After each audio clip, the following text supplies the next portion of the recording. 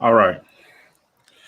I don't know how long I'm gonna be on here, but I'm just gonna say what I gotta say. And if people pop in, they pop in. They don't, they don't. But listen, I want to tell you about a couple things that happened today.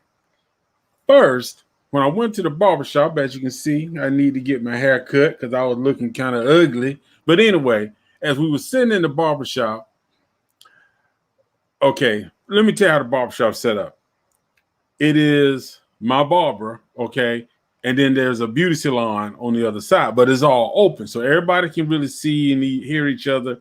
But you got to really be ear hustling to hear somebody's conversation. So me and my buddy was talking about the Cardi B song. Now I'm not gonna get into all that. I already said how I feel about that song and all that. But the thing about it was, me and him were just talking about it, and one of the ladies who was getting her hair done turned around and she started saying, well, you men always want to attack women when we do stuff. And, she's a woman. She can do what she want to do. She want to make that song. Men make songs like that all the time. I'm tired of men saying this and saying that. Listen, we tried to explain to her that our issue was not that we was trying to be supportive of what the women movement now is about. At least we think. I don't know. Because the way it comes across is like men are dumb. So we were trying to explain to her that it's not a gender issue, okay? It's just that we want to support you in what you're trying to say. We calling out men for doing it. And then if she goes back and doing it, it's kind of contradicting the whole movement about not disrespecting women, not, talking about women sexually, TV shows and movies, not pushing women out there in a sexual or provocative way, treating them with respect, showing them as being intelligent and more than sex objects. So we was trying to have this conversation. First of all, between me and him were just talking. She gets to yelling. She gets to screaming. So my barber, I could tell he got upset. He was going back in and screaming and yelling. And then he was like, you know what? Let's just stop the conversation. I don't even want to talk about it no more because you're not listening. You're trying to make this an issue between men and women. It's not an issue between men and women. It's an issue about us trying to do the right thing. Us about people making the right type of music, people acting accordingly to what they say they want. It's not about that. It's about us trying to say, yeah, we agree. Women should be treated. But she turned it into a men against women thing. And the other beauticians jumped in and was like, well, men don't understand and men don't this. And I'm like, oh my God. That's not what the conversation is about. That's not what it is about. Women can make any type of song they want. Women can do any type of movies they want. But we were just trying to say that, yes, we agree, but let's keep the positive movement going of what you want to accomplish.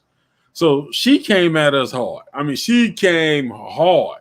This must be just a women hate on me wherever I go there, because I decided after the barbershop, I was like, you know what? I had to go get me something to eat. So, of course, you go to the grocery store to buy food to eat, but then you get something to eat somewhere else anyway. So I really don't understand why people do that, especially me. But anyway, I said, okay. I was passing the little seafood place, and I said, oh, you know what? I kind of feel like some crab legs.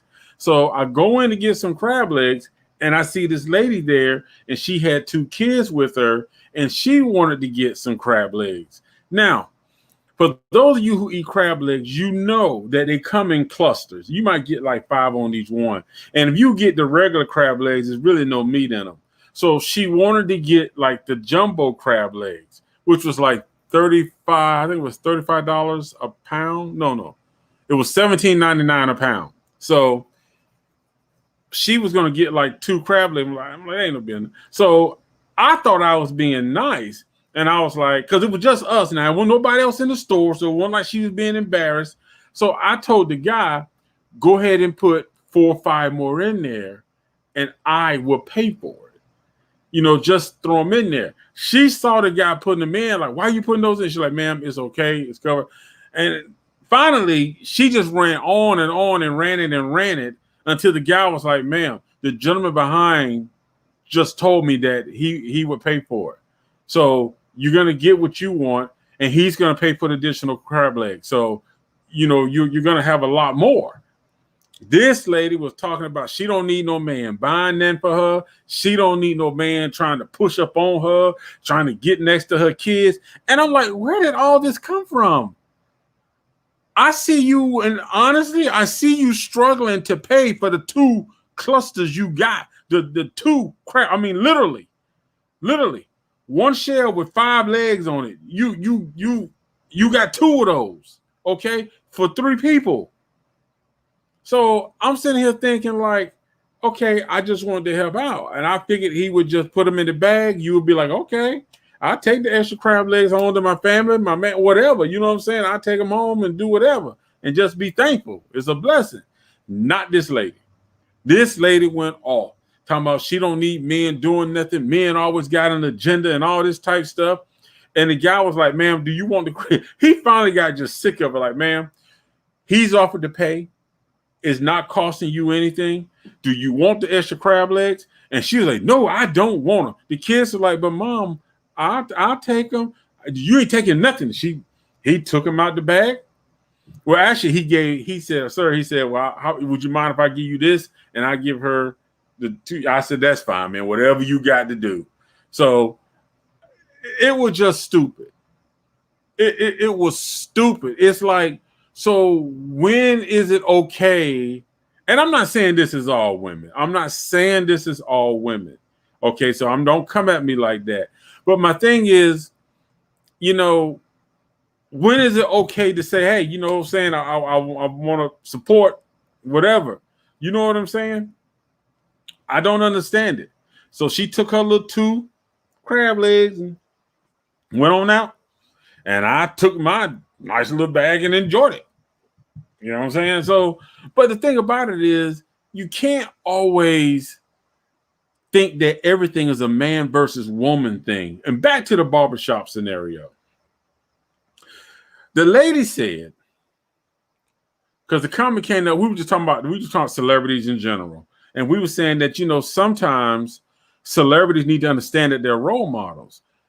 She came, now y'all may disagree, but I'm gonna stick firm to what I believe. She said that black people don't need to be black people don't need to be role models. Our black youth don't need no role models. And I'm listening to her and I'm like, do you hear what you're saying? Do you really hear what you're saying? So you're saying that all these negative influences, you're not saying that we need any counter to that at all. At all. No counter to that. So that's basically what she was just adamant about that. Like, we don't need black role models, black celebrities, black entertainers, black athletes, black politicians. They don't need to be role models. And you know what? It took everything in me to hold my peace because my hair was almost done. I needed to go because I would have went. Because my thing is this. Why do you think they're fighting so hard to keep all those Confederate statues up? Because to white people, those Confederate statues are their role models. A lot of them have the same beliefs that those people have. They got the same mindset those people have. That's why they fight so hard for it.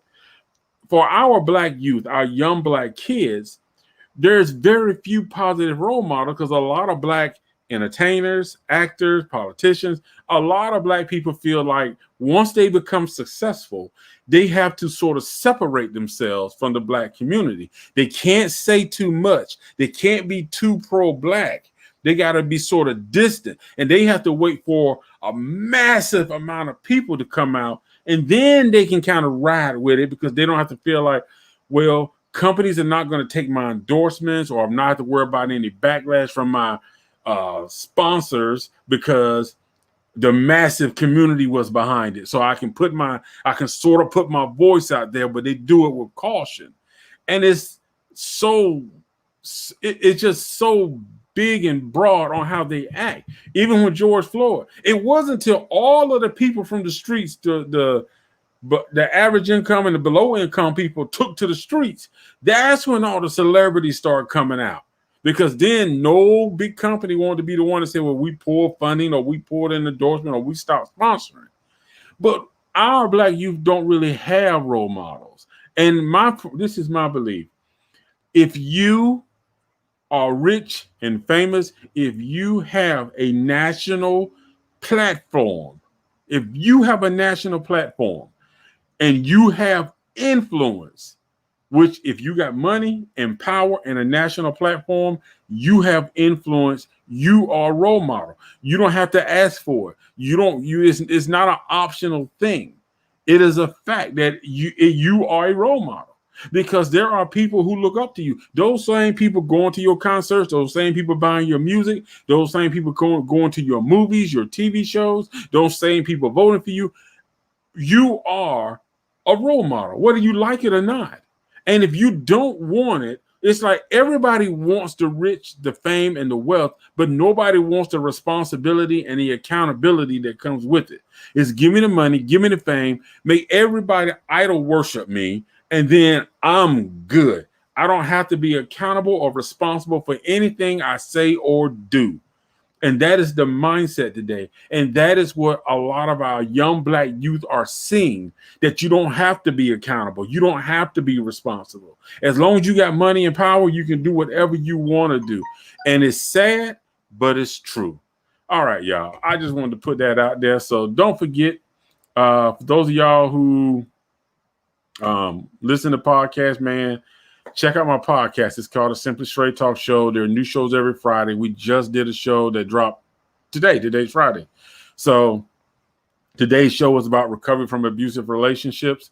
So check that out. And like I said, we drop new shows every Friday. If you're not following me on Instagram, go ahead and follow me on Instagram. I probably should put my Instagram link up there. But anyway, giving away prizes on Instagram starting next week, or maybe I might do it. I might do it Saturday. But there's going to be a giveaway. This first giveaway is going to be $100. You have to be able to answer a question. So, but other than that, hey, thank y'all for tuning in, man. If you also want to check out the website, there it is, rmvigene.com. So I appreciate it. Y'all take it easy. Y'all be good, be safe. And if you got any comments or thoughts, hey, share it with me. You know, I'll hop right back on here. We can talk about it. I don't mind having discussions. I don't mind, even if you don't agree with me, I'm willing to have the discussion, but let's have a discussion. Let's not have a angry argument and yelling and talking over each other and nobody understand anything, because you might bring some enlightenment that I don't know, or something that I haven't seen, or a point of view that I might need to consider. So with that being said, y'all take it easy. Catch you next time.